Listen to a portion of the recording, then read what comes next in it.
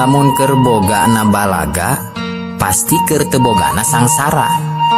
Sabalikna lamun keur teu boga loba ngeluh jeung kata langsara, dijamin pas bogana moal bahagia. Da moal aya tungtungna ngeluh jeung ngarasa kurang, sanajan geus loba oge.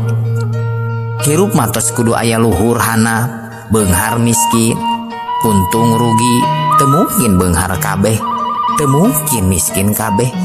Sanaos kitu Allah ngalungsurkeun kabahagiaan pikeun sakabeh jalmi. Anu beunghar bisa bahagia ku beungharna, anu miskin bisa bahagia ku miskina. Takaran bahagia anu miskin jeung anu beunghar boga bentuk jeung ukuran masing-masing, moal sarua. Tah panyakit urang mah loba ngabanding-banding kabahagiaan diri urang jeung kabahagiaan batur. Tah eta cirina jelema moal bahagia teh. Naon anu ku Allah dipaparin ka urang saat ieu, pencapaian diri urang saat ieu, itulah yang terbaik dari Allah untuk diri kita.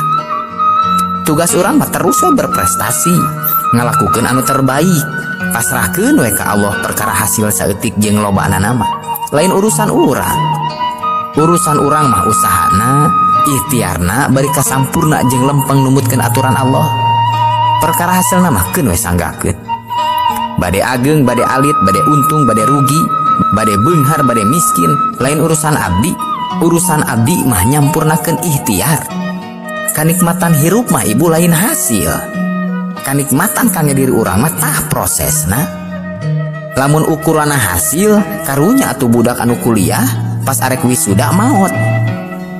Karunya atuh anu usaha hapot-hapotan pas arek kaala hasilna jeung beungharna maot. Gitu. Jadi hasil mah perkara bonus di Allah.